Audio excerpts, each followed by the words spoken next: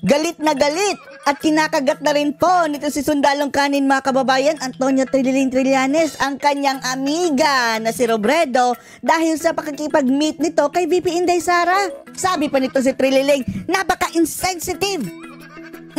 Hindi ba daw nag-iisip ito si Robredo daw mga kababayan na ginagamit lang daw siya ni VP Sara para sa optics? Mukhang sinasabi nito si Trillanes mga kababayan na sa oras ng kagipitan, kakapit ka sa mga pink lawan.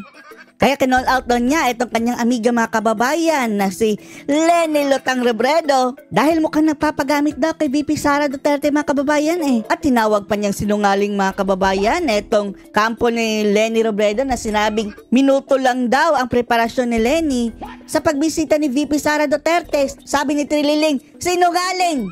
Lalong-lalo na daw itong si Barry mga kababayan dahil hindi daw totoong walang koordinasyon mga kababayan dahil matagal pa daw ang visit ni Sara, nagpalinis na daw ng bahay itong si Robredo. Panoorin po natin itong pinagnangaknak ni Trillanes mga kababayan ha? Bakit mo minit si Sara? Bakit mo daw minit si Sara? Yan ang katanungan ni Trillanes sa'yo, Leni Robredo. Alam mong binastos niyan si Senator Risa. Kailan lang? For your information pala mga kababayan, nilaglag na pala ni Trillanes si Robredo ha bilang kanyang frontrunner. Sabi niya, Risa na. Si Risa na daw ang kanyang pambato mga kababayan bilang frontrunner. More than just a symbol. Risa Hontiveros, better leader than Leni Robredo. Sabi ni Trillanes. At sa kanyang post mga kababayan, Risa na. At lalong ginalit po ni mga kababayan ni Robredo itong si Trillanes. Ngayong nakipag-meet siya kay VP Sara. Tapos alam niyang she is about to be impeached, di ba? Daming issues kaliwat kanan. Bakit mo minit? Diba? Bakit sa amin ka nagtatanong? Tanungin mo si Robredo. That's insensitive. Insensitive. On her Traidor. part to do that. You betrayed me. Yan ang tila mensahe ni Trillanes mga kababayan. Dapat na-consider niya yung optics nun. Optics. Tapos hindi totoo yung sinasabi ni Barry Gutierrez na Barimaw. Sinungaling ka daw, sabi ni Trillanes Trillanes. lang yung binigay na palugit bago bumisita. Hindi po. Base sa impormasyon namin, ilang a few days ago or the other day, doon nagpasabi na pupunta. Mayroong preparasyon. Tapos sa tweet ni Trillanes mga kababayan, nagpalinis pa daw ng bahay si Robredo. Kwanto, may paabiso. Preparado. Tama. Prepared. Alam nila. No? Galit Kaya ni itong damage control na lang itong ginagawa ni Barry Gutierrez. Kasi nga, may backlash yun na, ano ba yan? Di ba kayo nag-iisip? Di ba kayo nag-iisip? Puti pa to si Trillanes nag-iisip. Anong laman ng isip mo, Trillanes? Di ba?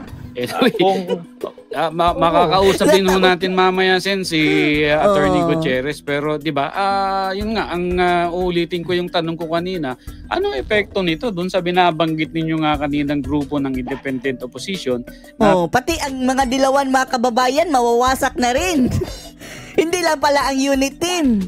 Dahil pati ang mga dilawan pinklawan, wasak na rin. Tabla-tabla na tayo mga kababayan. Pinamumunuan na ni Senadora Risa Hontiveros. Well, wala kasi may kampo na ni Virus at may kampo na ni Santa Mama.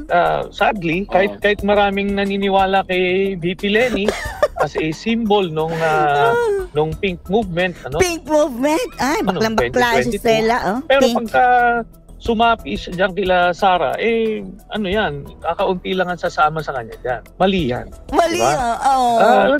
Masakit ba, Trillanes? Para ka bang nasampal? Ginawa na yan ni VP Leni last year. Noong September, doon ka na kay Risa. nakapag-meeting siya kay GMA. Ano yun? That was after GMA was found to have attempted to... Si GMA mga kababayan, mortal na enemy ni Trillanes dahil sa Arroyo administration, dyan po nakulong si Stella Trillanes sundalong kanin. Yes, and dapat kino-consider niya yan, di ba? Pero gano'n pa man, that's her own politics. Bahala sa dyan. Bahala ka dyan. Bahala ka sa buhay mo. Dito na kami kay Risa. For sure, marami sa pink ang hindi sasama sa kanya. Uy, as if naman bumisita lang, kayado na kaagad.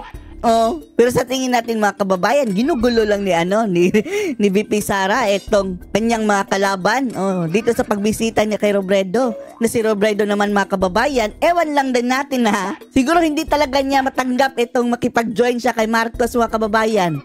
Pero sa totoo lang, hindi kailangan ni Sara. Oh, yan si Robredo. Mas kailangan si Robredo dyan sa mga dilawan mga kababayan. Kaya nga, eto nasaktan ang mga pinklawan, mga dilawan mga kababayan.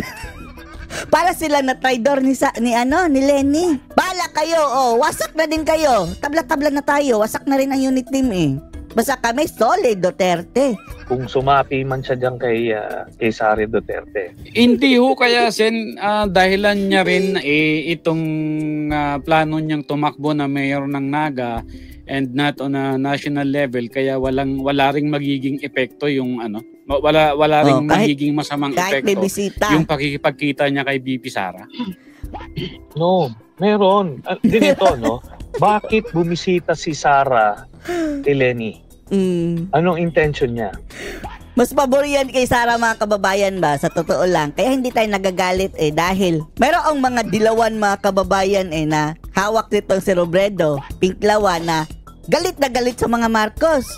Oh, posible po yung makonvert mga kababayan na magiging supporter ni VP Sara. Oh, dagdag puwersa din. Oh, although dapat mag-ingat din si Sara dito. Sa mga taong ito mga kababayan, alam naman natin ang ugali nila, di ba? Ano lang? Makipagkwentuhan? Hindi. Alam niya yung optics nun. Alam niya yung dagdag nun sa kanya. 1 hour, Trililing. Oh, hindi ka naiinggit niyan, Trililing. 1 hour silang nagkwentuhan lang. Minarites ka nila. Sabi nila, kasi Trililing, no, parang siya nga. Kay Sara. Diba? O ngayon, dapat si VP Lenny, iniisip niya, bakit ba ako gustong imit ni... hindi nag-iisip si VP Lenny, no, Trililing? Ni Sara. Diba? Kagat Alam mo naman. na gagamitin siya. So, the fact na pumayag ka, nag-agree ka doon sa plano ni Sara. Kagatin mo. Go, kagat pa mo. How I'm looking at it, unless they come up with a better explanation. Ngayon, ito si Barry Gutierrez, he will insist. Si Barry na ang inaaway mga kababayan. Na, si Barry Mau. Minutes lang ang binigay. Baloney yan. Baloney! You don't do that. Si Sara pa. Nakita mo? Di ba? Very, very conscious yan sa optics nila. Scripted yan. Scripted. Ngayon, at yun nga, ang information namin, alam na nila VP Lenny na bibisita. So bakit sinabi ni Barry na minutes lang daw? Sinungaling Trililing, no? Just a few days before. Iyakan na mga kababayan. Tayo naman hindi kahapon lang ipinanganak. Pinanganak kayo sa hindi kahapon pero nung dati pa. Nang kopong-kopong. Larangan ng politika. Pag ikaw dadalaw ka sa isang lugar, di ba? 3 days ang pinakamaiksing abiso dyan dun sa mga supporter mo. Pupunta ako dyan. Surprise! Iba kasi yung surprise mga kababayan dahil paano kung hindi ka pa nakapagligpit? Ang kalat-kalat ng bahay. Bibisita ang vice-presidente. Tapos madatan nga yung gabundok na labahin mga kababayan na sintaas na ng Christmas tree. Kaya sabi ni Trililing nagpalinis pa daw ng bahay mga kababayan ilang araw bago ang bisita. Sara. Oo, hindi ka naman basta maglaland lang doon nang walang nakakaalam na ikaw yung sakay ng eroplano Unless barkada mo siguro na alam mo yung short notice na tipo na-cancel yung pwede ba kami dumaan dyan? No. Baka barkada na sila Trililing. Ganun ba sila? Ka-level? Kung ganun ang level ng friendship nila, may problema din tayo. May problema din tayo. Walang pagpipilian. So, anong susuotan mo? Kumbaga, wag nilang lokohin. Wag nyo nang lokohin daw, Robredo.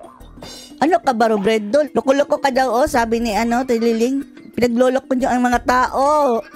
Hindi mga tao, mga piklawan lang. Si Barry Gutierrez, huwag niya lokohin yung mga Manda ka, Barry Mau. kaalyado niya. At hindi, mas ano yun, nakaka-insulto yun. Oh, Ayun, nakaka-insulto. mamaya, pakikinggan ko rin ko, Sen, pakikinggan ko rin kung ano yung magiging paliwanag niya tungkol sa bagay na yan. Ano masasabi niya dito mga kababayan na pati itong si Trililing, kinagat na rin ang kanyang amiga. Oh, idol na idol niya dati si Leni Robredo. Post your comments below.